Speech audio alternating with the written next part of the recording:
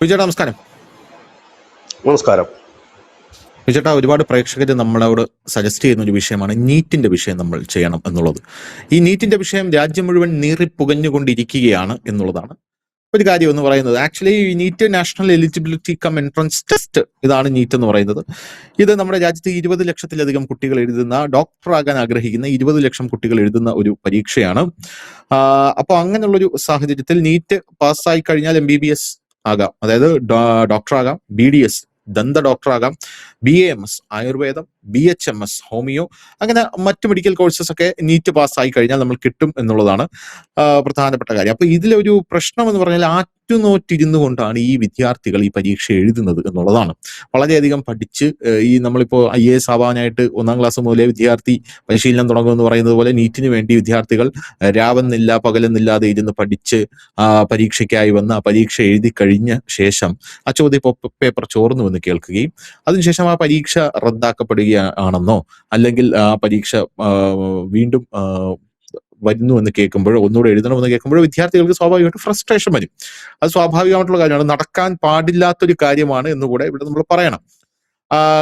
പക്ഷേ ഈ നീറ്റ് പരീക്ഷ ആ സമയത്ത് എനിക്കുണ്ടായ ഒരു സംശയമാണ്, എന്തുകൊണ്ട് ഈ നീറ്റ് പരീക്ഷ മൊത്തത്തിൽ നമ്മുടെ കേന്ദ്ര സർക്കാർ ഒറ്റയടിക്ക് രാജ്യവ്യാപകമായി നടത്തുന്നത്? സംസ്ഥാനങ്ങൾക്ക് വീതിച്ചു കൊടുത്താൽ പോരെ എന്നുള്ളൊരു ഡൗട്ട് സ്വാഭാവികമായിട്ടും ആർക്കും വരാം.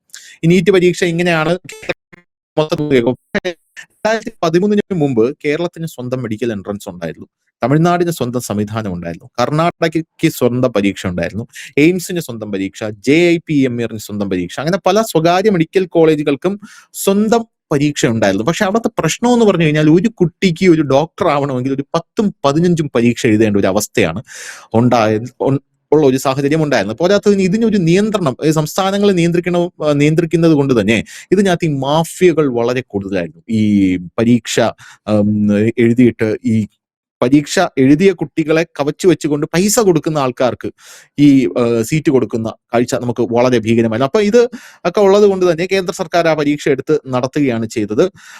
പക്ഷെ ഇപ്പോ ഈ നീറ്റ് പരീക്ഷയ്ക്ക് ചോർന്ന ശേഷമാണ് നമ്മുടെ ധർമ്മേന്ദ്ര പ്രധാൻ രാജിവെക്കണമെന്ന് CJP എന്ന് പറയുന്ന കോക്രോച്ച് ജനതാ പാർട്ടി വരികയും അത് വലിയ രീതിയിലുള്ള പ്രക്ഷോഭങ്ങൾ അവർ സ്റ്റാർട്ട് ചെയ്യുകയും ചെയ്തു. പക്ഷേ ഇപ്പോ കേന്ദ്ര സർക്കാർ ഇതിനകത്ത് എടുത്തിരിക്കുന്ന നടപടികൾ അത് നമ്മൾ ഒന്ന് ശ്രദ്ധിക്കേണ്ടതാണ്. ആദ്യത്തെ വിമർശനം വരുന്നത് ടെലിഗ്രാം ബാൻ ചെയ്തതിനെ കുറിച്ചാണ്. ടെലിഗ്രാം ഇവിടെ ബാൻ ചെയ്തിരിക്കുകയാണ്.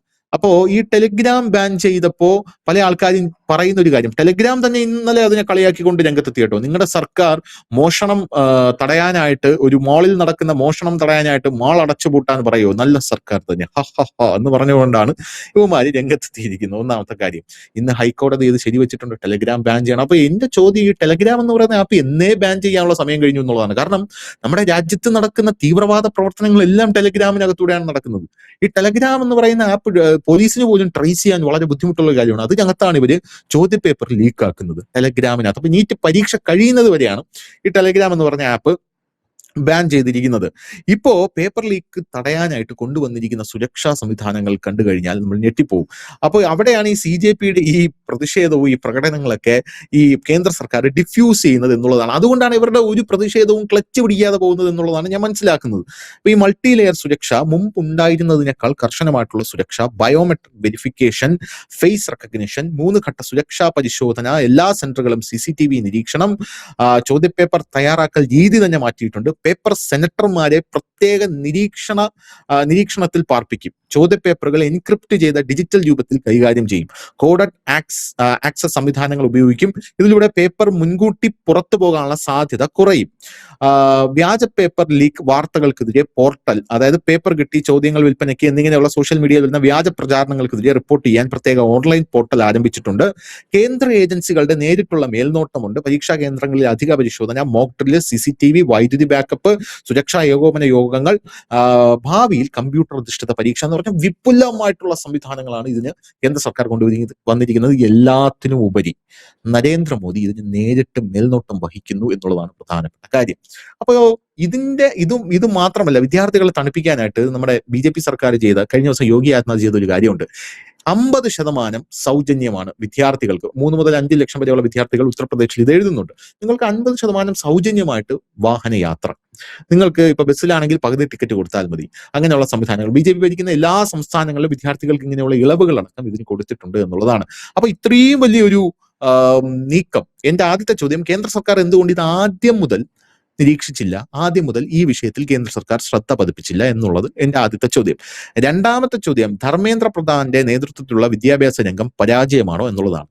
മൂന്നാമത്തെ ചോദ്യം, കേന്ദ്ര സർക്കാരിന്റെ ഈ നീക്കങ്ങൾ CJP എന്ന് പറയുന്ന ഇപ്പോഴുള്ള ആ ഒരു ജൻസി മൂവ്മെന്റിനെ ലക്ഷ്യം വെച്ചുകൊണ്ടല്ലേ, അത് ഫലം കാണുന്നില്ല എന്നുള്ളതാണ്. ഫലം കാണുന്നില്ല എന്ന് ഞാൻ ചോദിക്കാനുള്ള കാരണം, ഈ CJP അവിടെ ഇവിടെ നടത്തുന്ന എല്ലാ പ്രതിഷേധങ്ങളും പൊളിഞ്ഞ് പണ്ടാരമടങ്ങി പോകുന്ന കാഴ്ചയാണ് കാണാൻ സാധിക്കുന്നത്. ഉത്തർപ്രദേശിൽ ഈ പ്രതിഷേധം നടന്നപ്പോഴാണ് യോഗി ആദിത്യനാഥ് നിങ്ങൾക്ക് 50% ഞാൻ പരീക്ഷ എഴുതാനായിട്ട് ഫ്രീ ആക്കി തരാമെന്ന് പറഞ്ഞത്. അതോടുകൂടി ലക്നൌവിൽ അത് പൂട്ടിപ്പോയി. സോനം വാങ്ചുക് ഒക്കെ വന്ന് തൊണ്ടായിട്ട് അലറി പൊളിച്ചു, എന്നിട്ട് ഒന്നും നടന്നില്ല എന്നുള്ള സംഭവമാണ്. അപ്പൊ CJPയെ ഫലപ്രദമായി ഇത് പ്രതിരോധിച്ചില്ല ഈ നടപടികൾ. അത് രാജ്യത്തുള്ള ജനങ്ങൾ സ്വീകരിച്ചതിന്റെ ഭാഗമാണല്ലോ. ഈ CJPക്ക് ഒരു അസ്വീകാര്യത തുടക്കം മുതലുണ്ട്, എങ്കിലും ഇപ്പോൾ അത് കൂടി വരികയാണ്. അത് എന്നുള്ളതാണ് എന്റെ ചോദ്യം. ഇനി അടുത്തത്, ഈ ഭാവിയിൽ ഈ നീറ്റ് പേപ്പർ ലീക്ക് ആകില്ല എന്നെന്തെങ്കിലും ഒരു ഉറപ്പുണ്ടോ? പിന്നെ ഈ CJP ഡൗൺ ആയപ്പോൾ രാഹുൽ ഗാന്ധി ഡയറക്റ്റായിട്ട് ഇറങ്ങിയിട്ടുണ്ട്, ഞാൻ പ്രക്ഷോഭം നയിക്കാൻ പോവുകയാണ് എന്ന് പറഞ്ഞ് ഇറങ്ങിയിട്ടുണ്ട്. അപ്പോൾ അത് ഇനി എവിടെയെങ്കിലും എത്താനുള്ള സാധ്യതയുണ്ടോ? അതിൽ തന്നെ പറയട്ടെ, ഈ കേന്ദ്ര സർക്കാരിന് കീഴിലുള്ള ഏറ്റവും മോശം മന്ത്രി ആരെന്ന് വെച്ചാൽ ധർമ്മേന്ദ്ര പ്രധാനാണ്. യാതൊരു തർക്കമില്ലാത്ത കാര്യം.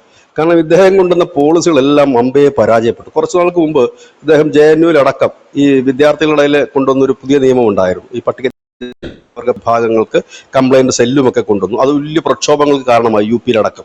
അതും കൊണ്ട് കണ്ട മൊഴി ഓടേണ്ടി വന്നു. അതിനുശേഷം ഈ ധൃതി പിടിച്ച് കുറെ പരിഷ്കാരങ്ങൾ കൊണ്ടുവന്നു. അതായത് ഈ കമ്പ്യൂട്ടറൈസ്ഡ് എക്സാം ഒക്കെ കൊണ്ടുവന്നു. അത് എല്ലാ കൊച്ചു കുട്ടികൾക്ക് വരെ അത് കൊണ്ടുവരാൻ നടപ്പാക്കുന്ന രീതി വന്നു.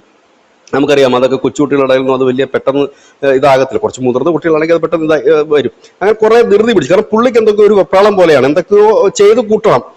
എന്നാൽ ഒരു വിദ്യാഭ്യാസ സമ്പ്രദായത്തിൽ സിസ്റ്റമാറ്റിക് ആയിട്ട് ഘട്ടം ഘട്ടമായിട്ട് കൊണ്ടുവരേണ്ട പല കാര്യങ്ങളും പുള്ളി ഒരു കൊട്ടക്കണക്കിന് കൊണ്ടുവന്നിട്ട് തട്ടിക്കൊടുത്തു കഴിഞ്ഞാൽ അത് കൊച്ചു പിടിക്കത്തില്ല. അത് മാത്രമല്ല, എല്ലാ വർഷവും ഈ നീറ്റിനെ സംബന്ധിച്ചുള്ള പരാതികളും മറ്റും ഉയരുന്നതുമാണ്.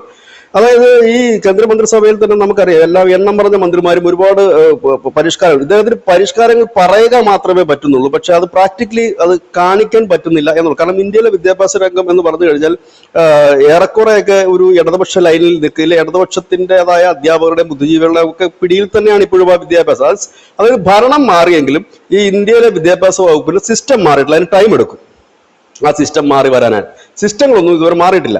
ആ മാറാത്ത സിസ്റ്റത്തിന്റെ ഇടയിലേക്ക് നമ്മൾ പുതിയതായിട്ട് എന്തെങ്കിലുമൊക്കെ കൊണ്ടുവന്ന് കൊടുക്കുമ്പോൾ അത് പെട്ടെന്ന് ഒരു അക്സെപ്റ്റൻസ് കിട്ടത്തില്ല അതിനകത്ത്. അത് ഒന്നാമത്തെ കാര്യം. പിന്നെ രണ്ടാമത്തെ കാര്യം, നീറ്റ് കൊണ്ടുവന്ന് വളരെ നല്ല കാര്യമാണ്. അതിന്റെ കാരണങ്ങൾ നേരത്തെ തന്നെ സൂചിപ്പിച്ചു. സംസ്ഥാനങ്ങളൊക്കെ നടത്തുമ്പോൾ ഉണ്ടായിരുന്ന ആ ഉടായ്പകളൊക്കെ അത് നിന്നു, നല്ല കാര്യം തന്നെയാണ്. പക്ഷെ അത് കുറ്റമറ്റതായ രീതിയിൽ നടത്തുക എന്നുള്ളതാണ് ഒരു സർക്കാർ നേരിടുന്ന ഏറ്റവും വലിയ വെല്ലുവിളി എന്നുള്ളത്.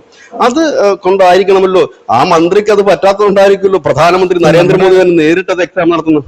നമ്മുടെ പ്രധാനമന്ത്രി എല്ലാ മേഖലകളും നല്ല രീതിയിൽ വാച്ച് ചെയ്യുന്ന ഒരു മനുഷ്യനാണ്. അദ്ദേഹത്തിന്റെ മുമ്പിലേക്ക് എത്താതെ ഒരു ഫയല് പോലും, അദ്ദേഹം കാണാതെ ഒരു ഫയല് പോലും പാസ്സാകില്ല എന്നുള്ള വാർത്തയൊക്കെ ഞാൻ അദ്ദേഹം കയറുന്നത് മുതലേ കേട്ടിട്ടുള്ള വാർത്തയാണ്. അപ്പോൾ ഫിനാൻസ് ആയിരുന്നാലും പ്രതിരോധമായിരുന്നാലും ഗതാഗതമായിരുന്നാലും എല്ലാം പ്രധാനമന്ത്രി കൃത്യമായിട്ട് വാച്ച് ചെയ്യുന്നതാണ്. എന്തുകൊണ്ടാണ് ഈ എഡ്യൂക്കേഷണൽ സെക്ടർ പ്രധാനമന്ത്രി ഒന്ന് ഉഴപ്പിയതുപോലെ എനിക്ക് തോന്നുന്നുണ്ട്? അതെന്തുകൊണ്ടായിരിക്കും? അല്ല, ഈ ധർമ്മേന്ദ്ര പ്രധാൻ എന്ന് പറയുമ്പോൾ സംഘപരിവാറിനകത്തുള്ള ഒരു ബുദ്ധിജീവി കൂടെയാണ്. അത് മാത്രമല്ല, അവരുടെ വിദ്യാഭ്യാസ പരിഷ്കാരങ്ങൾക്ക് വേണ്ടിയിട്ട്, അതായത് ഇവർ അധികാരത്തിൽ ഏറുന്നതിന് മുമ്പ് തൊട്ടേ ഉള്ള വിദ്യാഭ്യാസ പരിഷ്കാര ഒരു സമിതിയുടെ അംഗമായിരുന്നു. ഒരുപാട് അദ്ദേഹത്തിന്റെ ഐഡിയകളെല്ലാം നല്ലതാണ്. ദിനേശേ, ഞാൻ പറഞ്ഞില്ല, അദ്ദേഹം കൊണ്ടുവരുന്ന ഐഡിയകളും അദ്ദേഹത്തിന്റെ സിസ്റ്റങ്ങളും എല്ലാം നല്ലതാണ്. പക്ഷെ അത് ഇംപ്ലിമെന്റ് ചെയ്യുമ്പോൾ അദ്ദേഹവും ഭരണത്തിലുള്ളവർക്കും അത് നന്നായിട്ട് അറിയാം.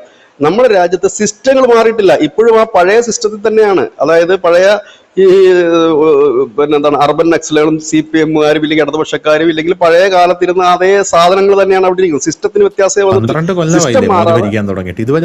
12 കൊല്ലം അല്ല, അത് മാറ്റാൻ പറ്റുന്ന നമുക്ക് എടുത്തെറിയാൻ പറ്റുന്ന സാധനങ്ങളല്ല. ഇപ്പൊ JNUവിൽ തന്നെ നമ്മളിപ്പോൾ ഘട്ടം ഘട്ടമായിട്ട് നിൽക്കുന്നുണ്ട്. കാരണം JNUവിൽ ഒരു വിദ്യാർത്ഥി വരുമ്പോൾ തന്നെ പണ്ട് സ്കൂട്ടണിങ് പോലും ഇല്ല. ഈ ബീഹാറിൽ നിന്നും മറ്റും വരുന്ന നക്സൽ ബാധിത ഈ കുട്ടികളുണ്ട്, കൊടുമ്പിരിയുള്ള നക്സൽ സംഘടനകളുടെ വിദ്യാർത്ഥി പ്രസ്ഥാനം. JNUവിൽ ചെന്ന് നോക്കിയേ, SFIക്ക് എത്ര പേരുണ്ട്? വളരെ കുറച്ച് പേരേ ഉള്ളൂ. ASF എത്ര പേരുണ്ട്, വളരെ കുറച്ച് പേരേ ഉള്ളൂ. പക്ഷെ അവിടുത്തെ ഏറ്റവും വലിയ ഇടതുപക്ഷ പ്രസ്ഥാനങ്ങൾ നക്സൽ സംഘടനകൾ തന്നെ. ഇത്തരം കുട്ടികൾ വരുമ്പോഴത്തേനും അവർക്ക് യാതൊരു സ്കൂട്ടറിങ്ങോ കാര്യങ്ങളോ ഇല്ലാതെ അവരെ പല കാറ്റഗറിയിൽ തന്നെ അവിടെ പഠിപ്പിക്കുന്ന രീതി, അവിടുത്തെ അധ്യാപകർ തന്നെ വഴിവിട്ട് പോകുന്ന രീതി. അതായത് ഇനി ഇത് മാറണമെന്നുണ്ടെങ്കിൽ ഇവർക്കൊരു റിട്ടയർമെന്റ് പ്രായവും മറ്റുമൊക്കെ ഉണ്ടല്ലോ, പറഞ്ഞു വിടാൻ പറ്റില്ലല്ലോ. അപ്പൊ അതെല്ലാം കഴിഞ്ഞ് അതിനനുസരിച്ച് മാറ്റങ്ങൾ വരുത്തി സ്കൂട്ടറിങ് കൊണ്ടുവന്നിട്ടുണ്ട് അവിടെ അധ്യാപകരെ എടുക്കുന്നതിലും. കാരണം ഇവരുടെ പശ്ചാത്തലം പോലും നോക്കാതെയാണ് പല അധ്യാപകരും എടുത്തിരിക്കുന്നത്. അപ്പൊ അധ്യാപകർ സ്കൂട്ടറിങ് നടത്തി അതിലൊരു വലിയ പ്രക്ഷോഭം നടന്നിരുന്നു. അതൊക്കെ ഞാൻ പറഞ്ഞില്ല, ഇദ്ദേഹം കൊണ്ടുവന്ന കുറെ നല്ല കാര്യങ്ങളുമുണ്ട്, അതിന്റെ ഇരട്ടി ചീത്ത കാര്യങ്ങളുമുണ്ട്. ചീത്ത കാര്യങ്ങളെന്നല്ല, ഇദ്ദേഹം കൊണ്ടുവരുന്നൊക്കെ നല്ല കാര്യങ്ങളാണ്. പക്ഷെ അത് ഇംപ്ലിമെന്റ് ചെയ്യാനായിട്ട് പറ്റുന്നില്ല. അതുകൊണ്ട് തന്നെ ആയിരിക്കുമല്ലോ ഇന്നിപ്പം അതിലാണ് പിഴവ്. ആ സിസ്റ്റം എങ്ങനെ ഇംപ്ലിമെന്റ് ചെയ്യണം. ഇതിപ്പോ ആദ്യമായിട്ടല്ല നീറ്റിലെ ഈ കേസ് വരുന്നത്. ഇത് ഉദാഹരണം പറയാം, ഞാൻ ചോദിച്ചിട്ട് ഈ അദ്ദേഹത്തിന്റെ മന്ത്രിസഭയിൽ ഇന്ന് വരെ പ്രധാനമന്ത്രി നരേന്ദ്രമോദി ഒരു വകുപ്പിലും കയറി ഇടപെട്ട് അതിന്റെ കൺട്രോൾ എടുത്തിട്ട് ഒരു കാര്യം ചെയ്തതായിട്ട് നമ്മുടെ അറിവിലില്ല. ഇപ്പോൾ ഈ നീറ്റ് പരീക്ഷയുടെ മേൽനോട്ടം പ്രധാനമന്ത്രി ഏറ്റെടുക്കുന്നു എന്നുണ്ടെങ്കിൽ അതിനർത്ഥം അവിടെ എന്തോ ഒരു കുഴപ്പമുണ്ടെന്നാണ്. അതായത് ധർമ്മേന്ദ്ര പ്രധാൻ കുഴപ്പക്കാരനാണെന്നോ അദ്ദേഹം മോശമാണെന്നോ ഉള്ളതല്ല. പക്ഷെ അദ്ദേഹം കൊണ്ടുവന്നിട്ടുള്ള ഈ അടുത്ത കാലത്ത് കൊണ്ടുവന്നിട്ടുള്ള എല്ലാ പരിഷ്കാരങ്ങളും പൊളിഞ്ഞടുങ്ങിയിട്ടുണ്ട് എന്നുള്ളതാണ്. കാരണം ആ JNUവിലൊക്കെ ആ നിയമം കൊണ്ടുവന്ന് എന്തിനാണെന്ന് എനിക്ക് മനസ്സിലാകുന്നില്ല. കാരണം മുന്നോക്ക വിദ്യാർത്ഥികളുടെ വലിയ പ്രതിഷേധം നേരിടേണ്ടി വന്നു. UP-യിലടക്കം യോഗിയൊക്കെ അത് മൈൻഡ് പോലും ചെയ്തില്ല, കാരണം ഈ വിഷയത്തിൽ ഇടപെട്ടതേ ഇല്ല. അവസാനം അത് പിൻവലിക്കേണ്ടി വന്നു. ആശയങ്ങൾ നല്ലതാണ്, പക്ഷെ അത് ഇംപ്ലിമെന്റ് ചെയ്യുന്ന പ്രതലം കൂടി നമുക്ക് സ്മൂത്ത് ആയെങ്കിൽ മാത്രമേ അത് നടപ്പാക്കാൻ കഴിയൂ. പിന്നെ ഇപ്പൊ കൊണ്ടുവന്നിരിക്കുന്ന സിസ്റ്റം, ഈ ഒരു സിസ്റ്റം വിജയിച്ചു കഴിയുമ്പോൾ സ്വാഭാവികമായി തന്നെ ഇനി ഇതേ ഒരു സിസ്റ്റത്തിലേക്ക് മുൻപോട്ട് പോകാനുള്ള ഒരു തയ്യാറെടുപ്പ് നമ്മുടെ രാജ്യത്തെ സംബന്ധിച്ച് ഞാൻ പറഞ്ഞില്ല, സിസ്റ്റം ഒന്നും മാറിയിട്ടില്ല, ഭരണം മാത്രമാണ് മാറിയിരിക്കുന്നത് പല വകുപ്പിലും. അത് മാറാനായിട്ട് ഒരുപാട് ടൈമുകൾ എടുക്കും. ഇനി രണ്ടാമത്തെ ഒരു കാര്യം എന്ന് വെച്ച് കഴിഞ്ഞാൽ ഈ ടെലിഗ്രാം പോലെയുള്ള ടെലിഗ്രാം ഇപ്പോഴല്ല പ്രശ്നമാകുന്നത്. ഇന്ത്യയില് നമ്മൾ ഈ മെസ്സേജുകളുടെ ഡീറ്റെയിൽസുകൾ തരണം എന്ന് വാട്സപ്പിനോടും മെറ്റയോടും യൂട്യൂബിനോടും ഒക്കെ പറഞ്ഞു. യൂട്യൂബ് ആദ്യം ഒപ്പിട്ടു, മെറ്റ ഒപ്പിട്ടില്ല, അവർ കേസിന് പോയി. ബാംഗ്ലൂർ ഹൈക്കോടതിയിൽ അവർ കേസ് കൊടുത്തിരുന്നു, മറ്റിടത്ത് ഡൽഹിയിലും കൊടുത്തിരുന്നു. കേസ് പോയി, അവസാനം അവരും എഗ്രി ചെയ്തു. കാരണം നമ്മുടെ ഈ വിധ്വംസ പ്രവർത്തനങ്ങളും പിന്നെ എന്താണ് സൈബർ ക്രൈമിനും ഒക്കെ ഡീറ്റെയിൽസുകൾ തരാൻ ഈ മെസ്സേജ് എൻകറപ്റ്റ് ആണല്ലോ മെസ്സേജ് എന്ന് പറയുന്നത്, അത് പറ്റില്ല, ഡീകോഡ് ചെയ്യാൻ പറ്റണം എന്ന് പറഞ്ഞു. ഇപ്പൊ അങ്ങനെ ആയിട്ടുണ്ട്. യൂട്യൂബാണ് ആദ്യം ഒപ്പിടുന്നത്. യൂട്യൂബ് ഒപ്പിടുന്നു പറയാൻ കാരണം 18 കോടിയാണ് ഇന്ത്യയിലെ അവരുടെ കസ്റ്റമേഴ്സ് ഉള്ളത്, യൂട്യൂബിന്റെ വ്യൂസ്. അപ്പൊ പിന്നെ അവർക്കത് തള്ളിക്കൊണ്ട് പോകാൻ പറ്റില്ല. അപ്പം ഇങ്ങനെ വന്നു, ഇല്ലെങ്കിൽ നമ്മൾ അടച്ചു പൂട്ടും എന്ന് തന്നെ കൃത്യമായി തന്നെ അവരെ അറിയിച്ചു. അതൊന്നും നമ്മൾ ടെലിഗ്രാമിന്റെ അടുത്ത് ഇത് തന്നെ പറഞ്ഞു. പക്ഷെ ടെലിഗ്രാം അതിന് വഴങ്ങിയിട്ടില്ല. അവർ കേസുമായിട്ട് കാര്യങ്ങളുമായിട്ട് മുമ്പോട്ട് പോയിക്കൊണ്ടിരിക്കുക. അത് ഞങ്ങൾക്ക് തരാൻ പറ്റില്ല എന്നുള്ളത് നമുക്കറിയാം. റഷ്യയിലടക്കം ടെലിഗ്രാമിന് നിരോധനമുള്ള സ്ഥലമാണ്. ഒരുപാട് രാജ്യങ്ങളിൽ ടെലിഗ്രാം നിരോധിച്ചിട്ടുണ്ട്. കാരണം ഇതിപ്പോ ഈ ചോദ്യപേപ്പർ ചോരുന്ന മാത്രമല്ല, സിനിമകൾ, പൈറേറ്റഡ് കോപ്പികൾ ഇതുവഴിയാണ് പോകുന്നത്. ഈ സെക്കൻഡ് ബിസിനസ്സുകളെല്ലാം ഈ ടെലിഗ്രാം വഴിയാണ് പോകുന്നത്. അതുപോലെ തന്നെ യുക്രൈൻ ഏറ്റവും കൂടുതൽ ഉപയോഗിക്കുന്ന ഒരു ആപ്പും ടെലിഗ്രാമാണ് ഈ യുദ്ധത്തിന്റെയൊക്കെ. കാരണം ഇത് റഷ്യക്കാരൻ്റെയാണ് ഈ സാധനമെങ്കിലും റഷ്യക്കാരൻ അവിടുന്ന് അവൻ ചാടി, ഇപ്പൊ എവിടെയാണെന്ന് അറിയത്തില്ല ആള്. അപ്പം ഈ ഉക്രൈനിലുണ്ടെന്നാണ് ആദ്യം കേട്ടിരുന്നത്, ഇപ്പൊ അവിടെ ഇല്ലെന്ന് തോന്നുന്നു. അപ്പം ഈ ഒരു അവിടെ അങ്ങനത്തെ ഒരു രീതി പോകുന്നുണ്ട്. പിന്നെ ഇതിനകത്ത് മറ്റൊരു മുതലെടുപ്പോട് നടക്കുന്നുണ്ട്. NIT ഒക്കെ ഈ നീറ്റ് പരീക്ഷ നടന്നു. അതായത് ഈ പേപ്പർ ഇതിനകത്ത് ഓരോ ഗ്രൂപ്പാണല്ലോ. ഞാൻ ഉപയോഗിക്കാത്ത ഒരു ആപ്പാണ് ഈ ടെലിഗ്രാം. ഞാൻ മനസ്സിലാക്കുന്നതിനകത്ത് ഒരു ഗ്രൂപ്പ് ഉണ്ട്. അപ്പൊ അതിനകത്ത് ഹെഡിങ് ഇങ്ങനെയാണ്, ലീക്ക് ക്വസ്റ്റ്യൻ പേപ്പർ അവൈലബിൾ ആണ് എന്ന് പറഞ്ഞിട്ട് ഒരു ഗ്രൂപ്പ് ഉണ്ട്. അപ്പൊ ആ ഗ്രൂപ്പിൽ കയറുമ്പോൾ ഇത് കയറുന്നവരോട് പൈസ ചോദിക്കുന്നുണ്ട്. അതായത് ശരിക്കും പറഞ്ഞാൽ അത് ഒറിജിനൽ അല്ല. അതായത് ഈ മറ്റവന്മാരെ പൂട്ടിക്കെട്ടി ഈ പറയുന്ന ഈ ചോദ്യപേപ്പർ ലീക്ക് ചെയ്തവന്മാരെ പിടിച്ചു, കുറച്ചുപേരെ അറസ്റ്റ് ചെയ്തിട്ടുണ്ട്. അപ്പോ അതിനുശേഷം ഇപ്പോൾ പുതിയതായിട്ട്, അതായത് ആ എക്സാം റദ്ദ് ചെയ്തിട്ടാണല്ലോ പുതിയ എക്സാം ഇപ്പൊ നടക്കുന്നത്. ഇപ്പൊ ക്വസ്റ്റ്യൻ പേപ്പർ ചോർന്നതിന്റെ ഭാഗമായിട്ട് വീണ്ടും പുതിയ ഗ്രൂപ്പുകൾ അതിനകത്ത് വന്നിരിക്കുന്നു, ആൾക്കാരെ പറ്റിക്കാൻ. ക്വസ്റ്റ്യൻ പേപ്പർ ലീക്ക് ആയിട്ടുണ്ട്, അത് ഞങ്ങൾക്ക് വേണം തരാം എന്ന് പറഞ്ഞിട്ടുള്ള ഗ്രൂപ്പുകൾ. അത് കയറുമ്പോൾ ഇത്ര രൂപ തരണം എന്ന് പറഞ്ഞിട്ടുള്ള ഗ്രൂപ്പുകളും ഉണ്ട്. അതുപോലെ തന്നെ ഈ പിള്ളേരെ വഴിതെറ്റിക്കുന്ന ഒരുപാട് അശ്ലീലപരമായ ലിങ്കുകളും മറ്റും വരുന്നതും ഈ ടെലിഗ്രാം എന്ന് പറയുന്ന ഒരു പ്ലാറ്റ്ഫോമിൽ കൂടെയാണ്. അപ്പൊ ഇങ്ങനെയൊക്കെ കൊണ്ടുവന്ന് ലോകത്ത് പലയിടത്തും നിരോധിക്കപ്പെട്ടിട്ടുള്ള ഒരു ആപ്പാണ് ടെലിഗ്രാം എന്ന് പറയുന്നത്. ഞാൻ ചോദിച്ചോട്ടെ, ഈ വാട്സപ്പ് ചില ഗൾഫ് കൺട്രീസിൽ ഇല്ലല്ലോ, എന്തുകൊണ്ടായിരിക്കും? അവരുടെ സുരക്ഷയെ മുൻകരുതിയിട്ടാണ് അവരത് വേണ്ടെന്ന് വെക്കുന്നത്.